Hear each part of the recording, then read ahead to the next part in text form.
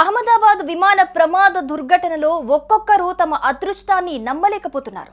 గుజరాత్ మహీసాగర్ జిల్లాకు చెందిన 42 డాక్టర్ ఉమాంగ్ పటేల్ ఇలాగే తన జీవితాన్ని కాపాడుకున్నారు.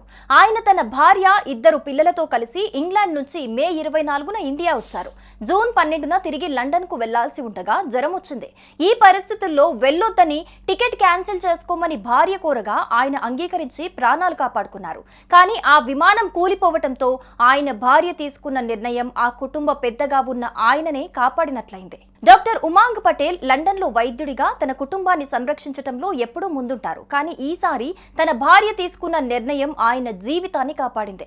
జ్వరం వచ్చినప్పటికీ ప్రయాణానికి సిద్ధమైన పటేల్ ను టికెట్ క్యాన్సిల్ చేసుకోమనటంతో కుటుంబాన్ని కాపాడుకోగలిగింది. నా భార్య నిర్ణయం నా జీవితాన్ని కాపాడింది.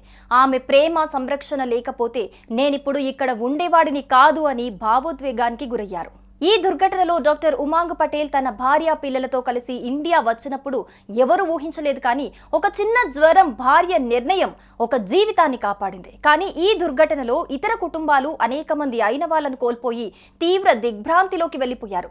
ఈ పరిస్థితి ప్రతి ఒక్కరిని కలిచివేస్తోంది.